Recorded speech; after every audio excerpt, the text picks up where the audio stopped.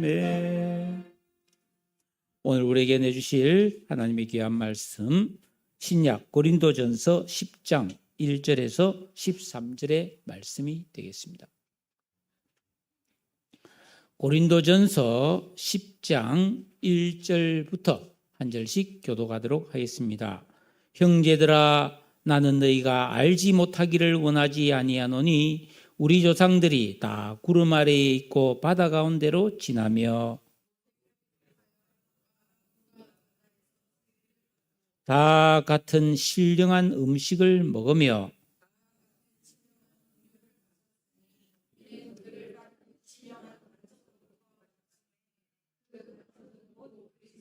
그러나 그들의 다수를 하나님이 기뻐하지 아니하셨으므로 그들이 광야에서 멸망을 받았느니라.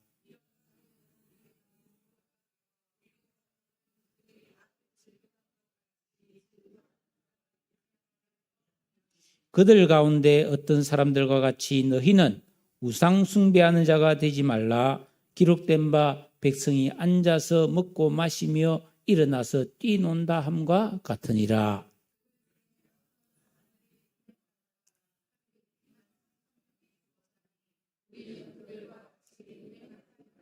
그들 가운데 어떤 사람들이 주를 시험하다가 뱀에게 멸망하였나니 우리는 그들과 같이 시험하지 말자.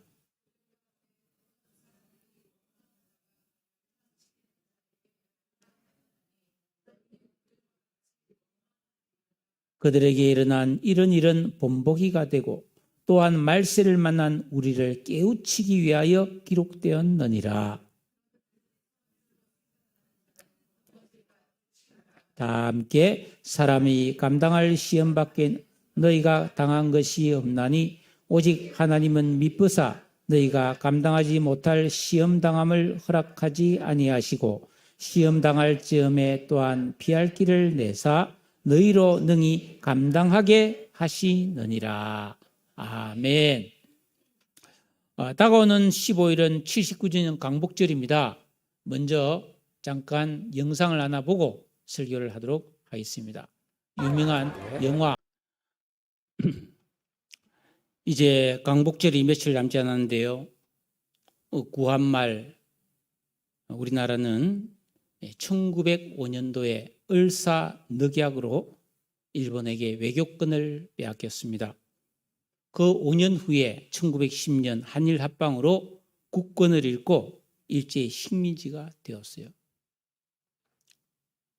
고종이 그 문서에 도장을 안 찍으려고 그 국세를 숨겼어요. 근데 악자까지 찾는 거예요. 그래서 결국은 뭐예요? 왕후, 민비, 명성황후의 치마 안에 숨겼어요. 그런데 이완용이 그 왕후의 치마를 들치고 도장을 찍어서 꺼내서 찍습니다. 아주 참 무섭죠. 자, 그래서 이제 우리나라가 국권을 잃게 되었는데 우리 민족은 누가 시키지도 않았는데도 아무도 독립운동해라고 안 했는데도 양반, 평민, 천민, 심지어 노비들까지도 목숨을 걸고 자발적으로 독립운동을 했습니다.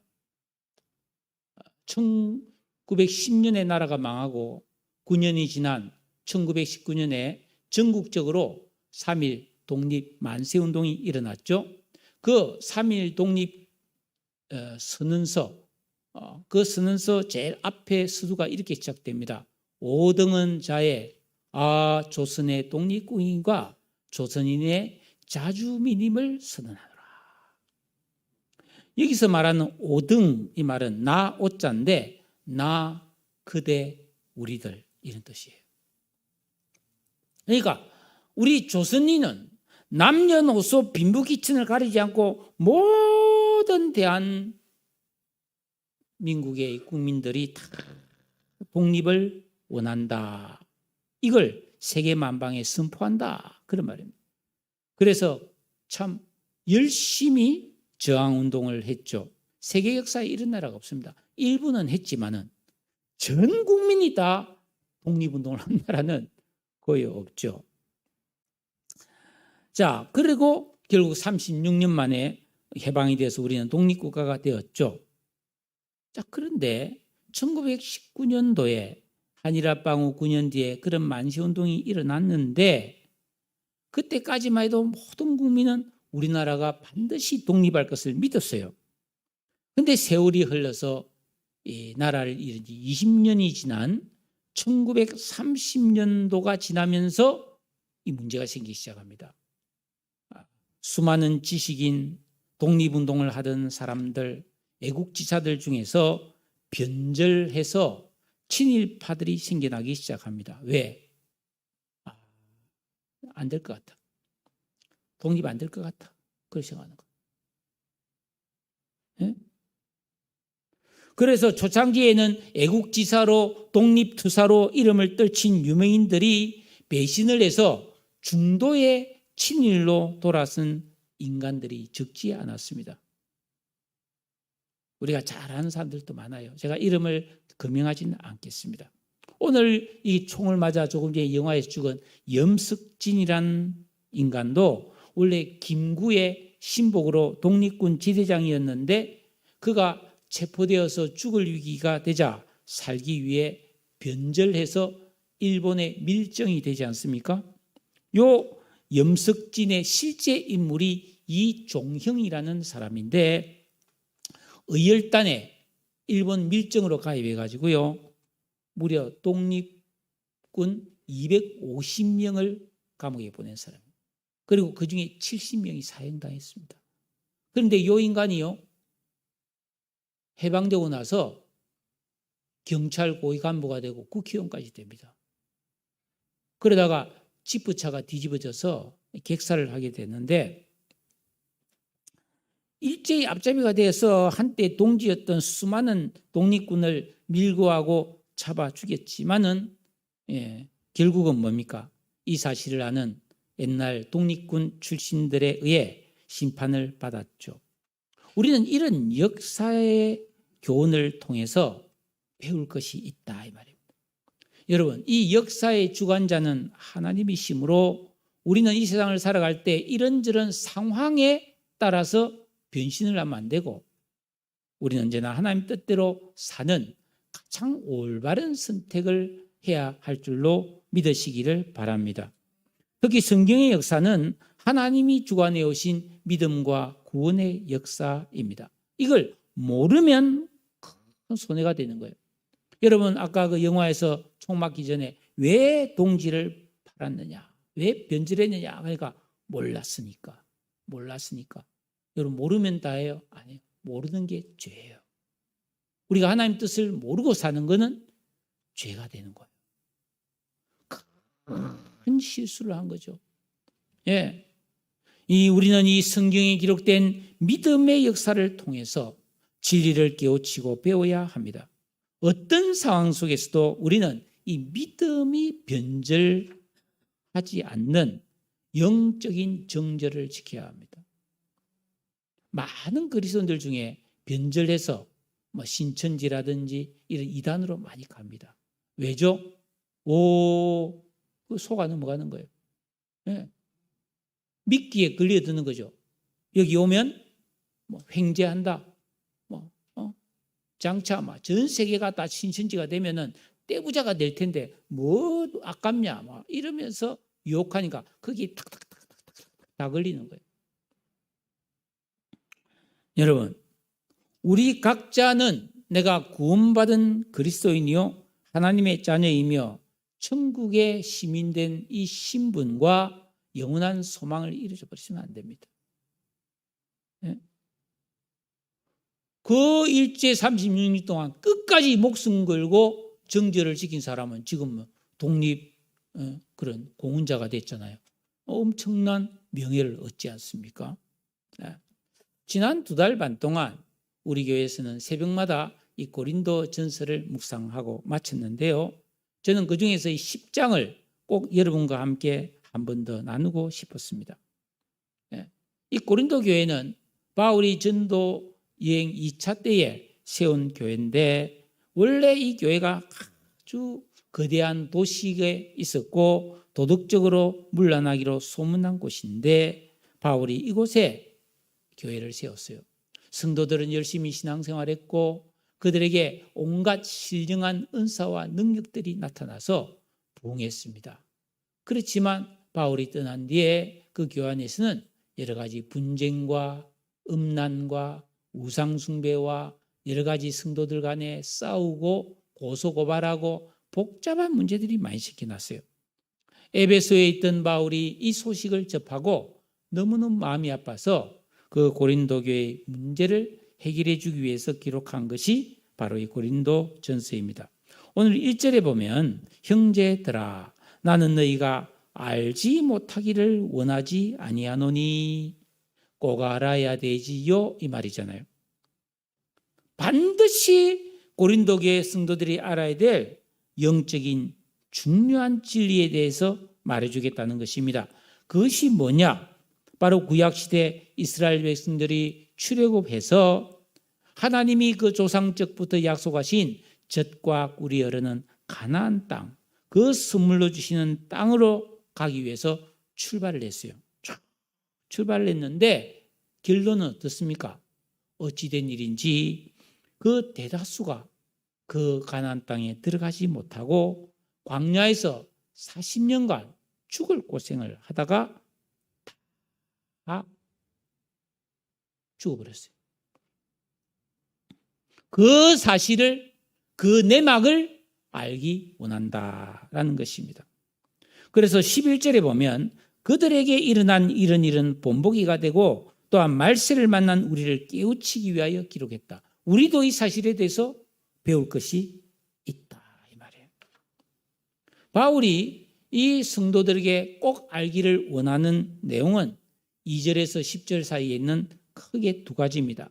하나님께서 베풀어 주신 은혜와 그 은혜를 받은 사람들이 한 행동, 그것을 알기를 원한다는 겁니다.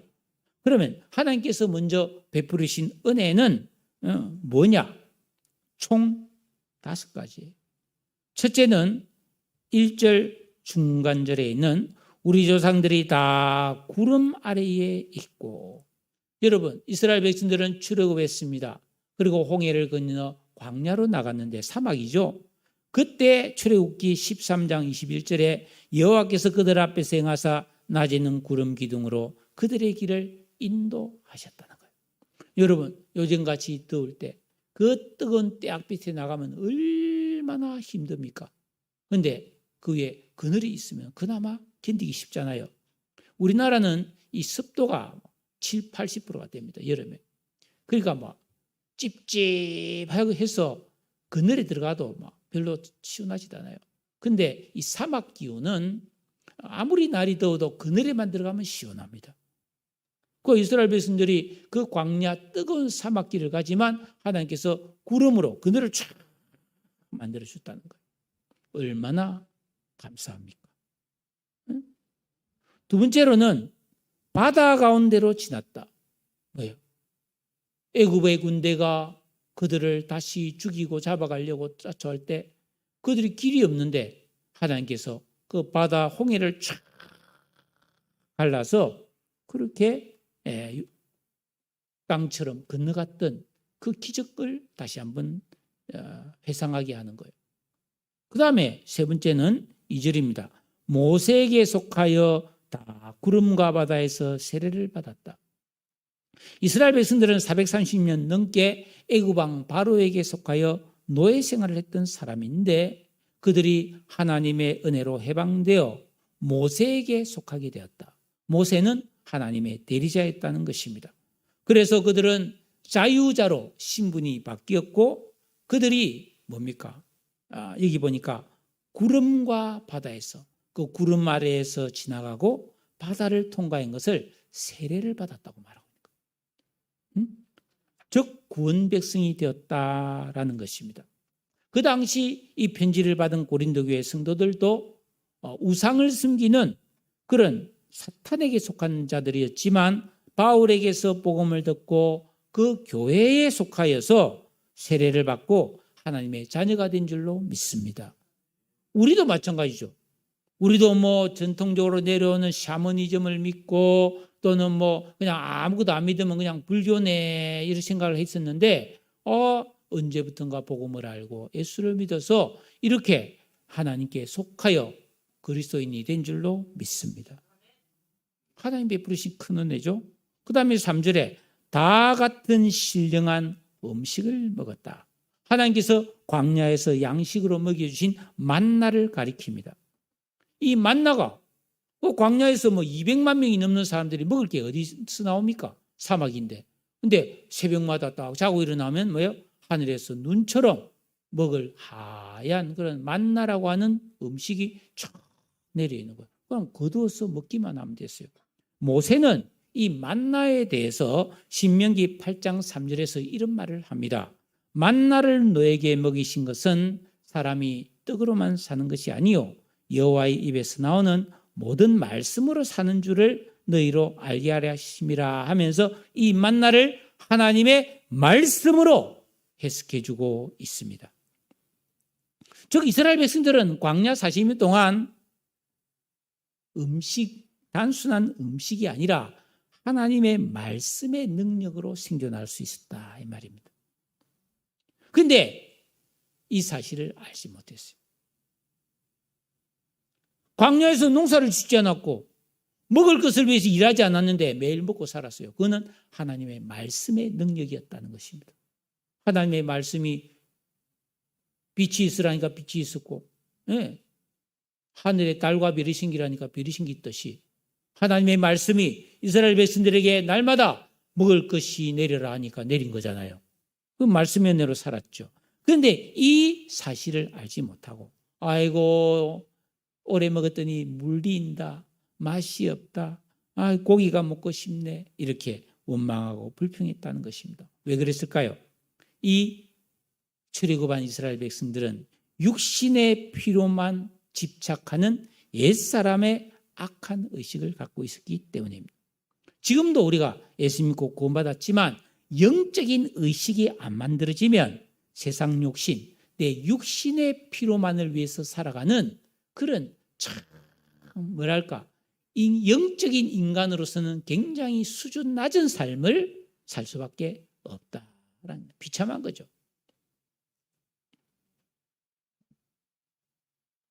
또 다 같은 신령한 음료를 마셨다 그랬습니다. 이는 모세가 하나님 명령에 따라서 아이고 목마릅니다, 목이 말라 죽겠습니다 그러면 뭐예요?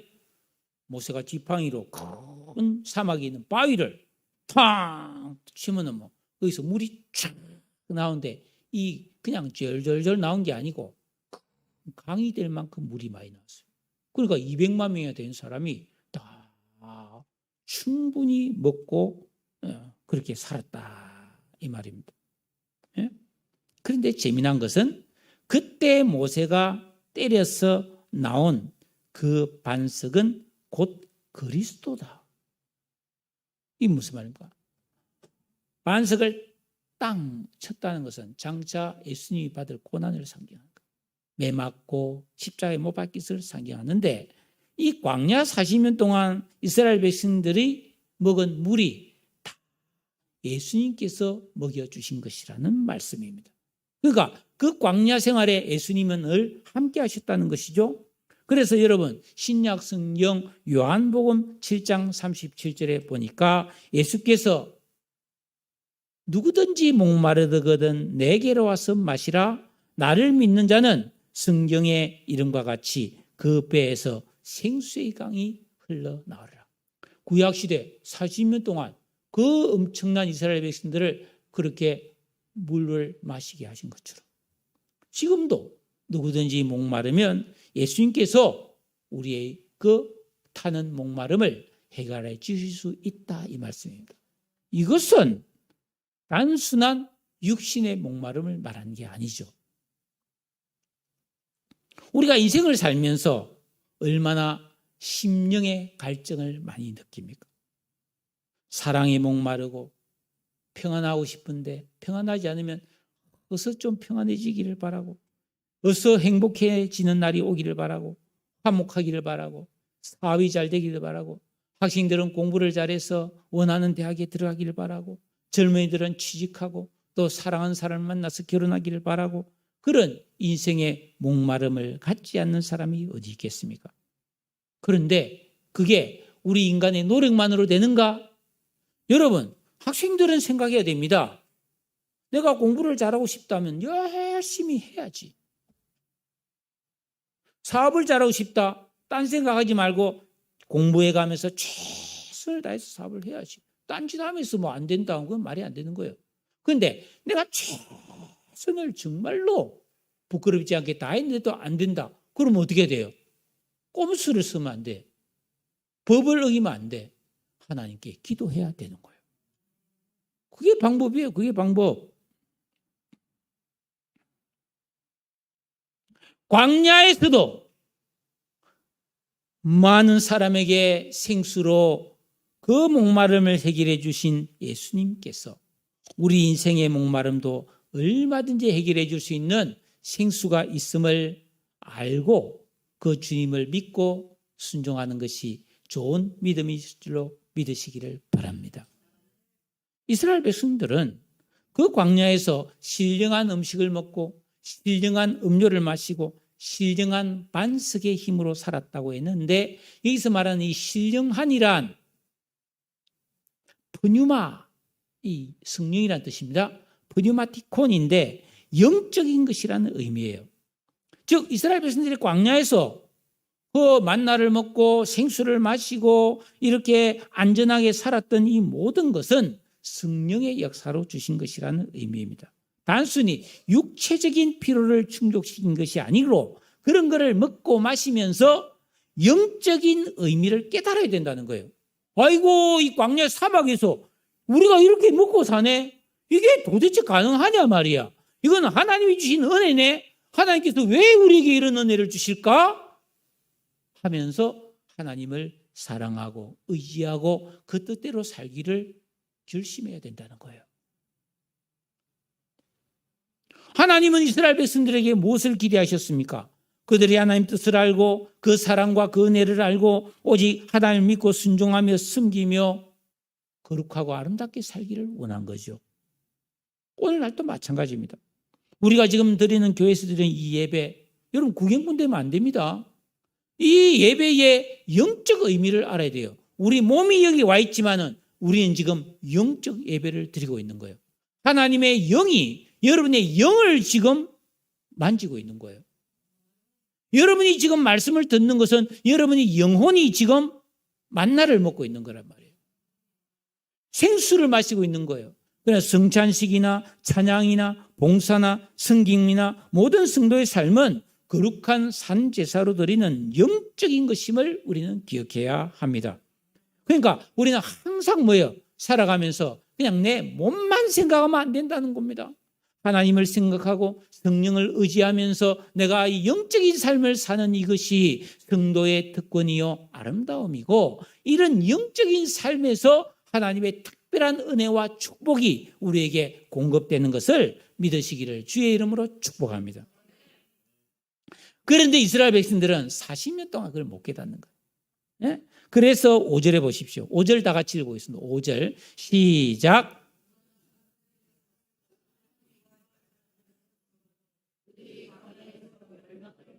아니, 하나님께서 그들을 10가지 재앙을 애굽에 내리면서 그들을 애굽에서 해방시켜서 홍해 바다를 갈라서 건너게 하고 40년 동안 그들에게 먹이고 마시고 다 해서 젖과 꿀이는 좋은 땅을 다 선물로 주려고 데려갔는데 아이고 그들이 뭐예요?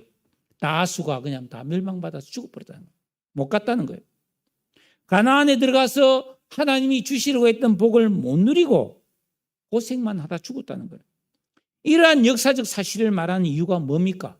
이러한 일은 6절에 우리의 본보기가 되어 우리로 하여금 그들이 악을 즐겨하는 것 같이 즐겨한 자가 되지 않게 하려는 것이다. 즉 남의 이야기가 아니라 강 건너 불구경하듯이 구경할 일이 아니라 우리가 이 사실에서 깨달아야 되고 우리가 본받아야 될 일이 있다 이 말이에요.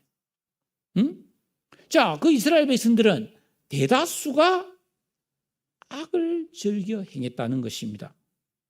여러분, 예수 믿고 구원받은 우리들도 마귀의 종노릇에서 해방되어 영적으로는 출애굽한 것과 마찬가지예요. 그리고 우리가 이 세상이라는 광야를 살아가는데 여러분, 우리는 구원을 받았지만 이 세상이라는 광야를 살아가다 보면 얼마나 유혹이 많고 시험이 많고 고생이 많습니까? 그런데 그럼에도 불구하고 우리는 악을 행하면 안 된다. 죄를 지으면 안 된다. 그러면 뭐요? 하나님이 기뻐하지 않으므로 우리가 뭐요? 진정한 복과 은혜를 못 누린다는 거예요. 성도는 예수 믿고 구원받은 다음에 이스라엘 백성들이 딱 출애굽했을 때 하나님이 뭐예요? 그들에게 율법을 주고 십계명을 주잖아요. 광야에서 이것만 지키라는 거예요. 이것만 잘 지키면 내가 너희들을 인도해 주겠다는 거예요. 모든 필요를 공급해 주고 안전하게 지켜주고 너희를 다 잘 되게 해주겠다는 거예요. 그것처럼 우리도 뭐예요? 예수 믿고 딱 구원받으면 바로 예배와 하나님 말씀에 순종하고 기도하는 영적 생활을 해야 되는 거예요. 그래야 여러분 이 세상 광야를 잘 지나서 영원한 복락을 누릴 수가 있는 거예요. 그런데 이스라엘 백성들은 그런 하나님 말씀대로 살지 못해서 다수가 멸망을 해버렸다 하면서 그들이 지은 죄 4가지가 7절부터 나열되어 있는데 첫째는 우상숭배입니다. 자, 7절 보시면은 그들 가운데 어떤 사람들과 같이 너희는 우상숭배한 자가 되지 말라. 기록된 바 백성이 앉아서 먹고 마시며 일어나서 뛰논다함과 같으니라. 여러분, 우상숭배의 특징이 뭡니까? 먹고 마시고 춤추는 거예요. 일종의 잔치와 축제입니다. 신령한 은혜를 받은 성도들이 육체의 쾌락에 빠져버린 것입니다. 오늘날 우리 예수 믿고 구원받은 성도들이 교회 와서 예배를 드리고 영적인 은혜를 받았지만은 세상에서 나가서 먹고 마시고 노는 것 좋아하고 그런 육체의 쾌락에 빠져 사는 것이 우상숭배의 죄다 이 말이에요. 골로새서 3장 5절에 그러므로 땅에 있는 지체를 죽이라. 곧 음란과 부정과 사욕과 악한 정욕과 탐심이니 탐심은 우상숭배니라. 어떻게든 막 돈 많이 벌어서 막 떵떵거리고 막 편안하게 먹고 마시며 즐기며 그냥 살아야지. 이게 좋은 생각이 절대로 아니라는 것입니다. 우리는 예수 믿고 구원받은 다음에 하나님의 뜻을 올바르게 깨달아서 계명을 지키고 기도에 힘쓰는 영적 생활을 해야 되는데 이런 영적 생활을 완전히 등한히 하면서 세상 즐거움과 쾌락으로 육체의 기쁨을 추구하는 것은 큰 죄다 이 말이에요. 그래 아이고 그러면 예수 믿는 사람은 막 그런 뭐 그러니까 금욕하면서 막 그렇게 막 재미있게 살아야 되는가? 아니에요. 세상이 주는 그런 쾌락과는 비교할 수 없는 진짜 기쁨과 참 희락의 즐거움, 고요한 기쁨과 충만한 은혜를 하나님이 얼마든지 우리에게 부어주시는 것을 믿으시기를 바랍니다.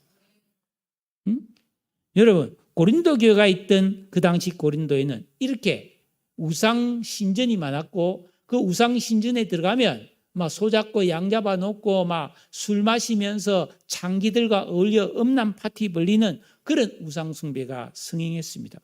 지금 우리 사회도 마찬가지 아니에요? 놀자판 먹고 즐기는 쾌락이 너무나 만연해 있다 이 말이에요. 뭐 대학생들도 막 모였다 하면 막 술을 먹고 막 엄청난 이상한 짓을 많이 하잖아요.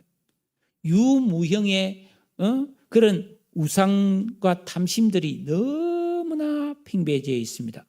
우리 그리스도인은 이런 시대의 풍조, 유행에 빠져 살지 말고 우리는 뭐예요? 그리스도인답게 거룩한 삶을 살면서 가나안의 영적 복을 누리기를 사모하기를 축복합니다. 여러분 이번에 올림픽에 우리나라 금메달 많이 땄잖아요. 그런 선수들이 설렁설렁 땄겠어요? 얼마나 고생을 했겠어요? 얼마나 절제하면서 노력해서 그런 금메달이라는 영광을 따지 않습니까? 그리고 우리는 그런 금메달 수준이 아니에요. 영생하도록 한없는 복을 누리기 위해서 우리는 뭐예요? 절제하면서 거룩한 믿음의 길을 가야 할 줄로 믿습니다. 두 번째 죄는 음행입니다. 8절에 그들 중에 어떤 사람들이 간음하다가 하루에 23,000명이 죽었나니 우리는 그들과 같이 간음하지 말자고 그랬어요. 이것에 대한 역사적 배경은 민수기 25장입니다. 모압 왕 발락이 그 이스라엘 백성들을 저주하려고 저기 이방인 아주 영험한 발람이라는 선지자를 데려오잖아요.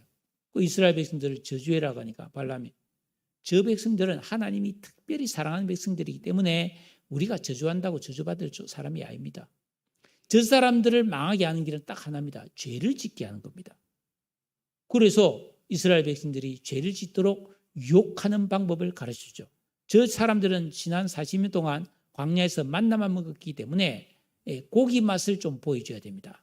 그래가지고 이스라엘 백성들이 탁 가는 길목에 모압의 막 여자들을 막 엄청 예쁜 여자들을 선발해가지고 길에다가 막 불을 피워놓고 막 거기다가 막 소 잡고 막 양 잡고 해서 막 고기를 구워 댄 거예요. 이스라엘 백성들이 가는 길목에. 여러분 사실 고기 굽는 냄새가 얼마나 좋습니까? 과일도 맛있고 채소도 뭐 밥도 다 맛있지만 우리 인간은 이 고기를 씹을 때 쾌락을 느낍니다. 고기를 쫙쫙 씹어서 그 안에 들어있는 그 육즙이 막 쫙쫙 나오면 뭐예요? 이 아미노산이 혀가 말려버립니다. 너무 좋아가지고 혀가 춤추는 거예요. 고기를 먹으면. 그 정도로 이 고기 맛이 대단합니다. 요즘은 사실은 우리나라에 나온 고기들이 대부분 사육이잖아요. 사료 먹고 키운 거예요. 맛이 없어요. 근데 정말 풀만 먹고 자란 그런 그 고기들은요, 진짜 육향이 엄청나죠. 저는 기억합니다. 어릴 때. 소고기 뭐 방건 요래 사서 한솥국을 끓여도 그 고기 향이 콱. 그 국물만 먹어도 막 얼마나 기쁨이 온지 몰라요. 이 모압 왕이 말이죠. 이스라엘 백성들한테 막 고기를 잡아서 막 지글지글 굽거라 볶아라 막 이렇게 이스라엘 백성들 보고 좀 와서 드세요 그러니까 먹어도 됩니까? 아이고 그럼요 오세요. 그러니까 뭐 이게 웬 떡이냐 싶어서 웬 고기냐 싶어가지고 고기를 먹는데 아이고 목마르지요 하면서 술도 한잔 하세요 하면서 그러니까 뭐 이게 뭡니까 이러면서 아이고 드셔보세요. 왈깍왈깍 먹고 있는데 이스라엘 남들이 그게 폭 빠져버려요. 그러니까 막 고기 먹고 막 술 마시고 막 이게 막 기분이 막 이상한 거예요. 그때 막 여자들이 싹 유혹을 해가지고 막 거기서 다 음행을 떼버려요. 음행으로 끝난 게 아닙니다. 아이고 저기 가서 좀 더 놉시다 해서 어디로 데려가느냐? 바알 신전에 들어가서 전부 다 우상 앞에 절하게 만들어버렸어요. 그 바알 부올에 부속되었다 이런 말씀이 나와요. 하나님께서 이 엄청난 죄를 보면서 그들에게 연병을 보냅니다. 연병. 전염병을 보내서 하루에 24,000명이 죽었는데 가장 앞장서서 지은 죄인들. 네? 아이고 지금까지 하나님이 우리를 그냥 만나만 먹이는데 이야 오늘 고기 먹으니까 사람 살 것 같아. 이제 막 하나님 믿지 말고 막 여기 살아볼까? 이랬던 사람들 다 죽어버렸어요. 고린도 교회도 그 당시에 이런 음행죄가 가득했고 교회 안에도 그런 음행죄가 들어왔어요. 우리가 살고 있는 이 세상에도 지금 얼마나 음란한 문화가 유행하고 있습니까? 뭐 별의별 이상한 방들 있잖아요. 예? 이상한 데가 많아요. 성적인 죄가 난무하는 이 세상에서 우리는 계명 순종과 기도를 통해서 이 성적인 본능을 다스리고 거룩한 삶을 살아야 합니다. 여러분 성적인 죄와 음행은 아주 복합적인 죄예요. 무엇보다 내 영이 오염되어 버리고 내 육체가 이 하나님의 성전이 육체가 더럽혀지는 무서운 죄입니다. 이 음행죄는 특히 우리나라에 막 남녀들이 홀랑 정신이 나가지고 바람 피우는 것들이 굉장히 많다. 그런 보도들이 많잖아요. 그게 그것으로 끝날 것 같아요? 안 들킨다고 괜찮을 것 같아요? 아닙니다. 다 엄청난 인생의 연병이 오게 되어 있어요. 연병이 온다. 연병. 그러니까 음란죄는 연병이에요, 연병. 그런 육체적 욕망이 안 생길 수는 없지만은 평소에 기도하고 말씀으로 훈련을 해서 그런 걸 이겨내는 거룩한 성도가 되시기를 주님의 이름으로 축복합니다. 세 번째는 시험입니다. 여러분 그 9절 말씀에 보니까 다 같이 읽어봅시다. 9절 시작.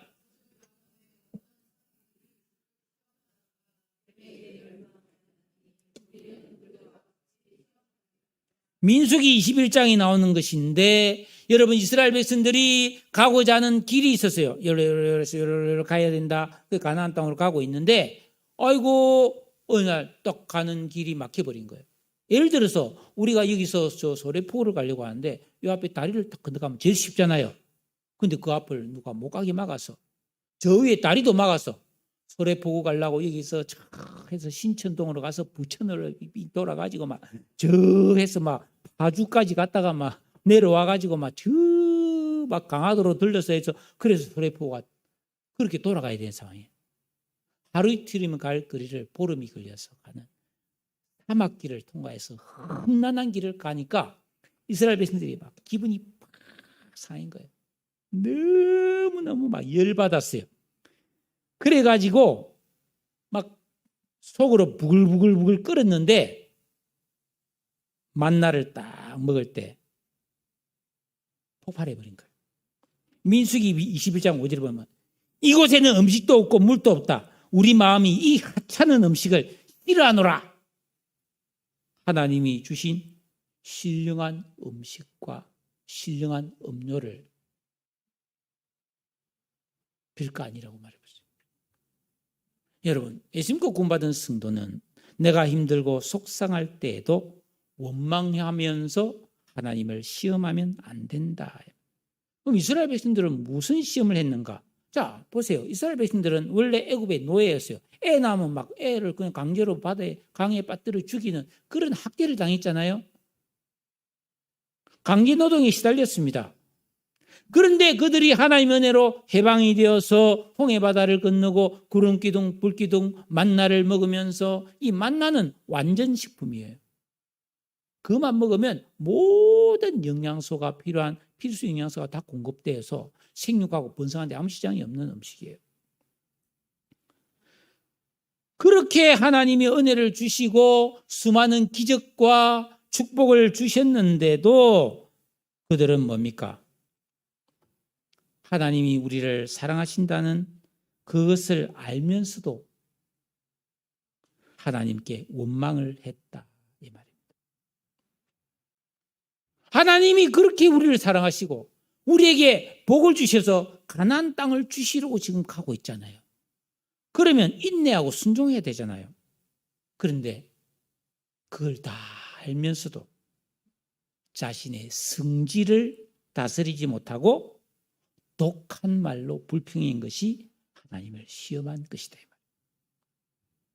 입단속 못하는 거 불신앙이에요. 여러분 화가 나도 입에서 독한 말을 해서는 안 되는 거예요. 잔인하게 우리 뭐 가끔 보면은 뭐 이게 정치권이나 이런 데서 보면은 막 잔인한 말을 하는 사람들이 있잖아요. 그 무서운 겁니다. 왜? 말은 어디서 나온다 했어요? 마음에서 나온다. 무릇 그 마음이 어떠하면 그 위인도 어떠한즉. 그러니까 여러분 아무리 화가 나고 성질이 막 그냥 폭발한다 할지라도 선을 지킬 수 있는 절제가 우리에게 있어야 할 줄로 믿습니다. 그 다음에 원망입니다. 그들 중에 어떤 사람이 10절에 원망하다가 멸망시키는 자에게 멸망했다. 자, 그들이 하나님 시험했을 때 하나님 불뱀을 보내가지고 불뱀이 팍팍팍 물어서 막 사람들이 전부 다 막 독에 퍼져 죽잖아요. 여러분들이 하나님을 시험하고 독한 말 하면요, 불뱀한테 물립니다. 7.4 독사 그런 뱀 말고 사고의 불뱀, 큰 질병의 불뱀, 쫄딱 망하는 불뱀, 된통 물리는 불뱀들이 세상에 많은 거예요. 하나님 앞에 믿음으로 살 때는 그런 불뱀들이 못 다가오는데 우리가 하나님 앞에 죄를 짓고 악하게 살면 불뱀이 그냥 와서 확 물어버립니다. 자, 이 원망입니다. 10절은. 이는 이 이스라엘 백성들이 가나안 땅에 도착했어요. 이제 들어가면 돼. 그런데 아이고 우리 한번 좀 정탐 좀 해보고 가겠습니다. 그래 알았다. 그래서 12지파의 대표 한 명씩 12명이 그 가나안에 가서 40일 동안 정탐해 보니까 정말 좋은 땅이 맞아요. 우와 진짜 괜찮네. 우리가 여러분 이스라엘 땅이 안 좋다고 착각하기 쉽은데 아니에요. 이스라엘 북쪽과 남쪽은 엄청나게 물이 좋아요. 그쪽에 과일은 저도 가끔 이제 뭐 이스라엘에 갔던 사람들이 뭐 대추야자 이런 거 사온 보면요. 하나만 먹으면 막 너무 달아서 당도가 막 기가 막히지 않아요. 지금 이스라엘은요. 지금 농산물을 엄청나게 많이 수출한 나라입니다. 그런데 그 정탐하고 온 사람 10명이 좋긴 좋은데 우리는 그거 하면 안 돼. 거기는 사람들이 살고 있어서 그 사람들은 너무 거인이고 우리는 메뚜기밖에 안 되고 들어갔다가 우리 다 죽어. 애굽으로 가야 돼. 도대체 하나님은 도대체 무슨 생각으로 우리를 지금 여기 들어가라는 거야? 하나님 이럴 수 있어? 우리 죽이려고 데려나와서 막 또 이렇게 또 원망하기 시작. 그 10명 그 자리에서 죽어버립니다. 또 광야를 지날 때에 여러분 모세와 아론은 형제잖아요. 그들의 사촌 고라와 뭐 아비람 이런 사람들이 모세의 지도력 앞에 대항을 합니다. 아니 당신이나 나나 뭐 같은 뭐 다 사촌지간인데 당신이 뭔데 큰 소리 빵빵 치고 뭐 아론은 대제사장이라고 뭐 좋은 옷 입고 뭐 이러고 뭐 우리는 밑에서 맨날 허드레인이라고 뭐 이거 뭐야? 당신만 잘났어? 나도 좀 뭐 뚱뚱이고 살아보자 뭐 이러면서 대들었죠. 어떤 벌을 받았습니까? 하나님이 그 사람들 다 사람들 모아라. 그 불만 있는 사람들 다 나오라 해라. 나왔어요. 사람들이 삐 둘러섰는데 중간에 고라하고 불만 있는 사람들 나왔어요. 갑자기 어떻게 되세요? 땅이 쭉 갈라집니다. 그 안에 사람들이 빠져요. 땅이 다시 부딪혀서 그 안에 생미장이 돼버려요. 모세가 왜 이런 말을 했을까요? 고린도 교회 안에도 성도들 사이에 시기와 분쟁이 있었습니다. 이 잘났다, 이 잘났다. 여러분, 우리가 살아가는 현재 우리의 생활 속에서도 가정이나 공동체에서 이런 원망이 얼마든지 있을 수 있습니다. 당신 때문에, 너 때문에, 누구 때문에 이런 원망을 하면서 사는 경우가 많다. 그러나 성도는 힘들어도 원망을 하지 말아야 됩니다. 왜냐하면은 야고보서 5장 9절에 보니까 형제들아 서로 원망하지 말라 그리하여야 심판을 면하리라. 보라 심판주가 문 밖에 서 계시니라. 뭐예요? 원망을 하면 여차하면 문 열면 심판해 버린다는 거예요. 그러니까 예수 믿고 거듭나서 구원받은 거룩한 주의 백성들이 하나님을 섬기는 신앙생활을 하는 중에 그 입에서 원망불평이 자꾸 나온다는 것은 그 마음이 악한 의식과 지각과 인격과 감성이 가동되고 있는 옛사람의 수준에 머물러 있는 어린아이와 같다는 거예요. 네? 그러니까 우리는 이 입을 잘 다스리기 위해서 끊임없이 말씀을 보고 기도해서 이게 입이 원망하는 입이 아니라 격려하고 위로하고 선한 말을 하는 그런 도구가 되도록 우리가 성숙해져야 할 줄로 믿습니다. 11절입니다. 다 같이 읽겠습니다. 11절 시작.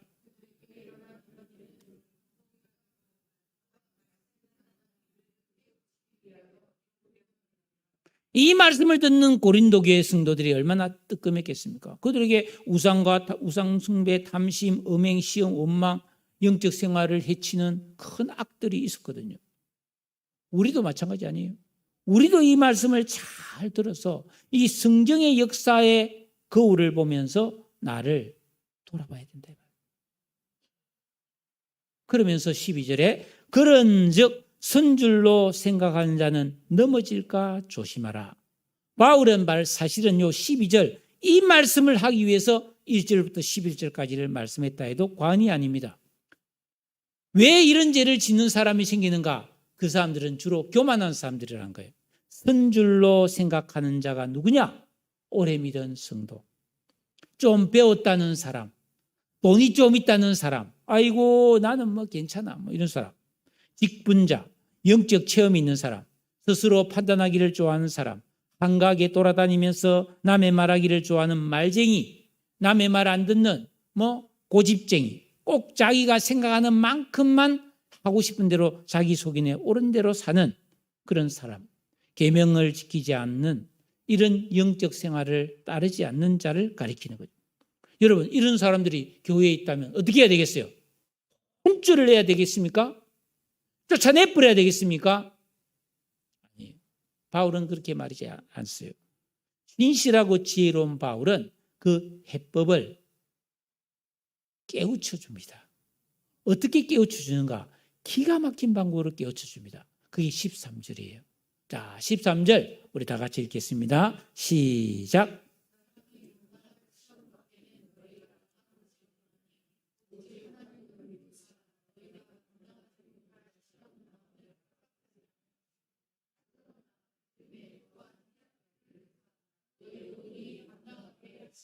이게 무슨 말이냐 하면은 바울은 지금까지 그 광야에 출애굽한 이스라엘 조상들이 그 광야에서 우상 숭배하고 원망하고 간음하고 시험하고 원망한 그런 죄 왜 빠졌냐? 그 빠진 이유가 뭡니까? 가나안을 향해 가는 광야길이 너무너무 힘들었기 때문이라는 거예요. 결코 순탄한 길이 아니었습니다. 고단하고 피곤하고 두렵고 막막하고 답답하고 지겨워. 너무너무 막 진짜 힘든 거예요. 왜? 하루 이틀도 아니고 40년을. 응? 눈 뜨면 사막밖에 없어. 여러분, 그 사막이 모래만 40년을 본다면 살릴 수 있겠어요? 맨날 만나 주워 먹고 바위에서 나오는 물 마시고 그러면서 십계명 맨날 배워가면서 예배 들어가면서 그렇게 광야를 가는데 시련과 위험이 계속되는 거예요. 그거 참다가 힘들면 뭐예요? 원망과 불평을 쏟아내는 거예요. 고린도 교회도 그랬습니다. 고린도 교회는 특히 가난한 사람 노예들이 많았어요. 귀족들도 있었어요. 원망 불평이 안 생길 수 없잖아요. 귀족들은 떡떡거리며 와서 교회에서 와서 밥 먹을 때 일찍 와서 왕창 먹어버리고, 가난한 사람들은 주인 눈치 봐가면서 겨우겨우 마치고 시간 맞춰서 교회 와보니까 교회에서 밥을 부자들이 와서 다 먹어버리고 먹을 게 없는 거야. 그래서 원망 불평이 생기고 그랬잖아요. 오늘날 예수 믿는 우리도 마찬가지예요. 오메 날씨가 왜 이래 덥냐? 죽겠다, 못 살겠다, 이놈의 더위, 그럴 수 있잖아요. 경제적인 어려움, 하는 일이 잘 안 된다, 건강에 이상이 왔다, 인간관계에 어려움이 왔다, 자도 피곤이 안 풀린다, 속상하다, 두렵다, 괴롭다, 너무너무 힘들다, 이게 막막하게 절대로 해결 안 될 것 같은 무거운 짐들이 있다, 빚이 많다, 이런 고난을 겪을 때 원망 불평하고 죄짓기 쉽단 말이에요. 이거 어차피 이래 될까 봐 에라 모르겠다, 다 잊어버리자, 가서 술 먹어버리고 아이고 이러면서 그냥 타락해버리고 아이고 이러면서 온갖 독한 말 내뱉고 그러기 쉽지. 그런데 바울이 뭐라 합니까? 그게 아니라 사람이 감당할 시험밖에는 너희에게 당한 것이 없다. 다 이겨낼 수 있는 어려움이라는 거예요. 왜? 하나님은 미쁘시기 때문에 너희가 감당하지 못할 시험당함을 허락지 아니하신답니다. 시험당할 점에 피할 길을 내서 너희로 능히 감당하게 하신다는 것입니다. 이 말씀의 핵심은 하나님은 미쁘시다는 말이에요. 이 미쁘다는 말은 피스토스, 신실하다, 믿을만하다, 신뢰할 만하다. 즉 성도가, 예수님 공고받은 성도는 어떤 시련과 고난과 어려움이 와도 하나님을 의지하면 다 이겨낼 수 있도록 도와주신다 이 말이에요. 이스라엘 백성도 체험했잖아요. 출애굽에서 애굽의 군대가 막 죽이려고 달려올 때 하나님 뭐예요? 바다를 쭉 갈라서 건너게 하고 뒤따라오는 애국 군대는 다 수장시켜 버렸잖아요. 양식이 떨어졌을 때 하늘에서 먹을 것이 떨어지고, 고기 먹고 싶을 때 하나님이 바람으로 메추리 떼를 보내줘서 잡아먹고, 마실 물이 없을 때, 아말렉이 공격했을 때, 더울 때, 추울 때 번번이 하나님은 피할 길을 내서 잘 견디고 40년을 오게 했잖아요. 그러면 하나님은 병 주고 약 주는 건가? 아니, 처음부터 고난 없이 잘 편안하게 그냥 고속도로 샥 가게 하지. 왜 하나님은 이렇게 고난을 주셨는가 이 말이에요. 이게 하나님 뜻이에요. 신명기 8장 2절에 그런 말씀이 있습니다. 너희 하나님 여호와께서 이 40년 동안에 너로 광야길을 걷게 하신 것을 기억하라. 이는 너를 낮추시며 너를 시험하사 너의 마음이 어떠한지 그 명령을 지키는지 아니 지키는지 알려 하심이라. 무슨 뜻입니까? 우리가 예수 믿고 구원받았지만은 살아가면서 이런저런 고난과 괴로움과 고통과 슬픔과 일이 잘 안 되고 너무너무 힘들고 고통이 올 때 어떻게 하는지 보고 싶어서 그런 시험을 허락하신다. 일부러 실패했다는 게 아니에요. 자기가 그렇게 일을 만드는 거지. 근데 하나님이 그걸 해결을 빨리 안 해주는 이유가 뭡니까? 그 어려울 때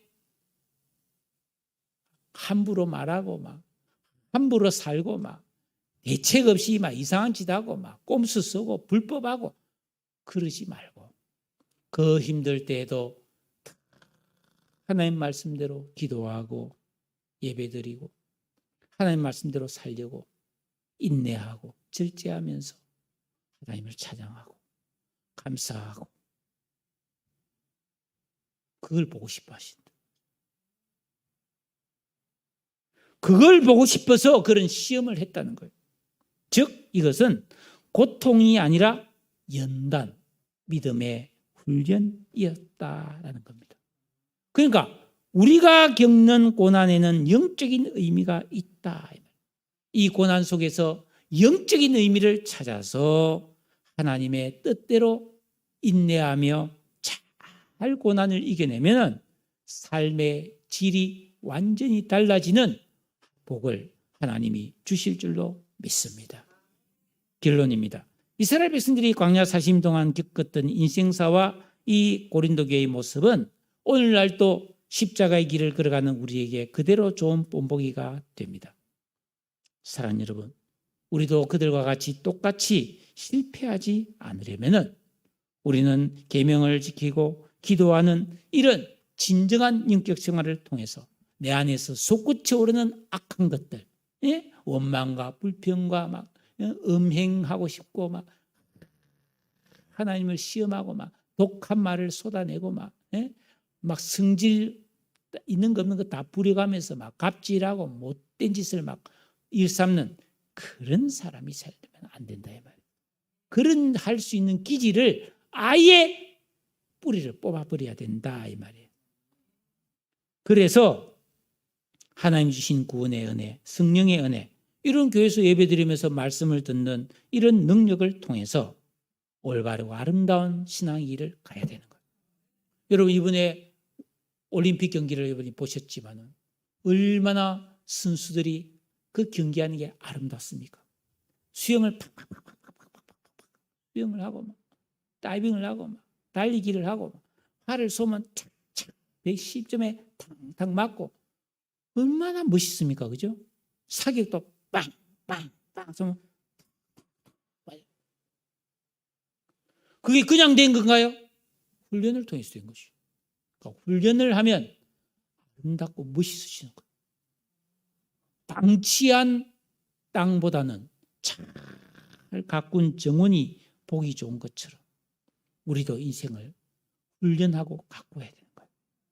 그래서 영적으로 그런 실력자가 되어야 믿음의 경주에서 금면류관을 쓰는 거예요. 여러분, 훈련됩시다. 순종과 기도를 통해서 가꿉시다. 방치된 땅이 아니라 청소하고 정리정돈된 그런 내 마음과 삶과 은행심사가 되어야 돼요. 그래야 우리가 하나님과 교제할 수 있고 하나님 주시는 모든 좋은 복을 받을 수 있는 거예요. 지 멋대로 막 중구난방 막 사방팔방 멋대로 하고 막 청소도 안 하고 막 생난장판 쓰레기 더미에서 사는 그런 인생이 좋은 인생이 아니잖아요. 영적으로 깨끗하게 정리되어서 거룩하고 청결한 삶을 사는 그런 하나님의 백성들이 다 되어 영원한 믿음의 길을 가는 영적 가난에 들어가는 우리 모든 성도님들 되시기를 주님의 이름으로 축복합니다. 기도하겠습니다. 오늘 이 말씀을 생각하면서 주님, 힘들고 어려워도 하나님께서 감당할 힘을 주심을 믿고 인내하며 기도해야지 성질 부리고 죄를 짓지 않도록 도와주시옵소서. 나의 가는 길을 인도해 달라고 회개하며 다 같이 통성으로 한번 기도하겠습니다. 사랑과 자비가 풍성하신 하나님 아버지,